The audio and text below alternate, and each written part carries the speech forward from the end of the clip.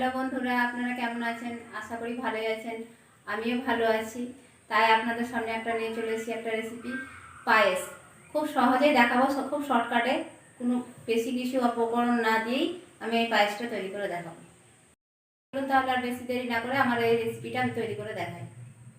পায়েস করার জন্য নিয়েছি আমি এখানে 200 গ্রাম চাল, গোবিন্দভোগ চাল নিয়েছি। আর এখানে নিয়েছি 250 গ্রাম চিনি। আপনারা চাইলে বেশি চিনিও দিতে পারেন। আর নিয়েছি নারকেল, ছোট করে কেটে নিয়েছি, আর কিছু পুরা নারকেল আছে। আর এখানে নিয়েছি কিছু কাজুকে কুচি কুচি করে কেটে নিয়েছি, আর কিছু গোটা আছে। আর নিয়েছি তেজপাতা, এলাচ, ঘি। আর আমি দুধটা এখানে 4 কিলো দুধ নিয়েছি। 200 গ্রাম চালের জন্য 4 কিলো দুধ। এটাকে ফুটিয়ে আমি মেরে 3 কিলো করেছি, দিয়ে এবার পায়েসটা আমি তৈরি করবো।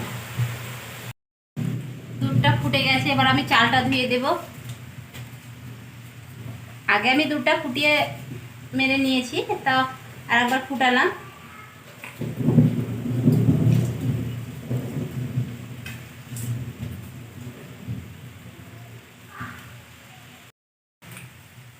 চালটা আমার দেওয়া হয়ে গেল।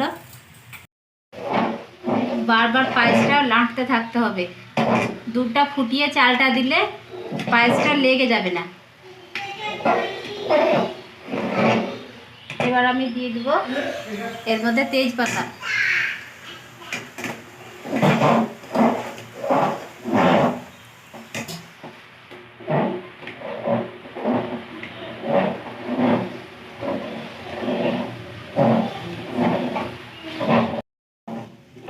বারবার নাড়তে থাকতে হবে, একবার করে আঁচ বাড়িয়ে দিতে হবে।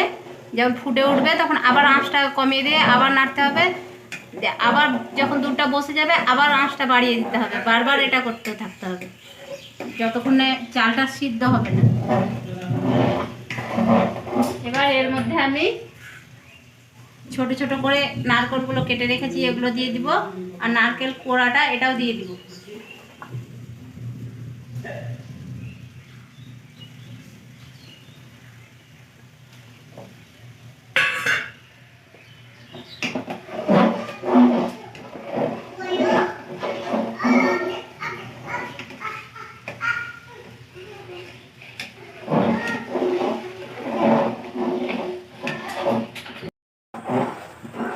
দেখুন চালটা সিদ্ধ হয়ে এসেছে, এখনো সিদ্ধ হবে আরো। চালটা সিদ্ধ হয়ে যাবে, দিয়ে তারপরে তখন চিনি দেব। আমার এটা সিদ্ধ হয়ে গেছে, ভালো করে দেখে নিন। এটা সিদ্ধ হয়ে গেছে। এবার আমি দিয়ে দেবো এর মধ্যে চিনি। পায়েসের চালটা ভালো করে সিদ্ধ করাতে হবে, না হলে খেতে ভালো লাগবে না। এই আমি দিয়ে দিলাম চিনি।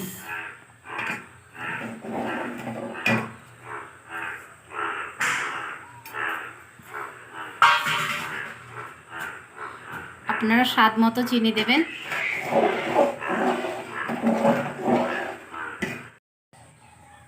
এবার দিয়ে দিব ছোট ছোট করে কেটে রেখেছিলাম কাজু, আর এই গোটা কাজু সবটাই দিয়ে দিব।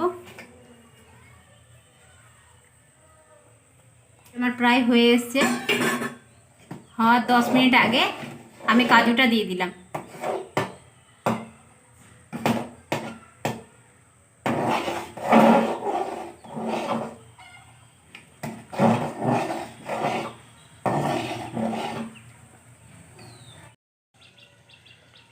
আমি এবার দিয়ে দিচ্ছি থেতলে নেওয়া ছোট এলাচ। থেতলে নিয়েছি, দিয়ে দিলাম। এটা আমি 1 মিনিট আর ফুটাবো। ছোট এলাচ দিয়ে 1 মিনিট ফুটিয়ে এবার এটা আমার হয়ে যাবে নাইবে।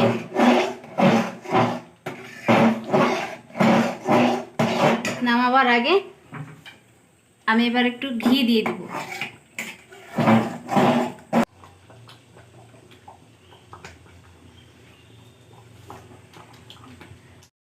ঘিটা দিয়ে নেড়ে দিলাম।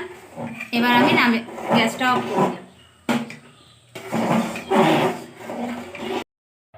দেখুন আর পায়েসটা কত সুন্দর হয়েছে। এটা ঠান্ডা হয়ে গেলে আর একটু জমে যাবে, খেতে খুব সুন্দর লাগবে। আপনার বাড়িতে তৈরি করে খেয়ে দেখবেন, দিয়ে আমাকে কমেন্টে জানাবেন কেমন লাগলো। তো বন্ধুরা, আজকের ভিডিওটা আমার এই পর্যন্ত। আমার ভিডিওটা যদি ভালো লেগে থাকে অবশ্যই আমার চ্যানেলটাকে সাবস্ক্রাইব করবেন, আর লাইক কমেন্ট শেয়ার করতে ভুলবেন না যেন।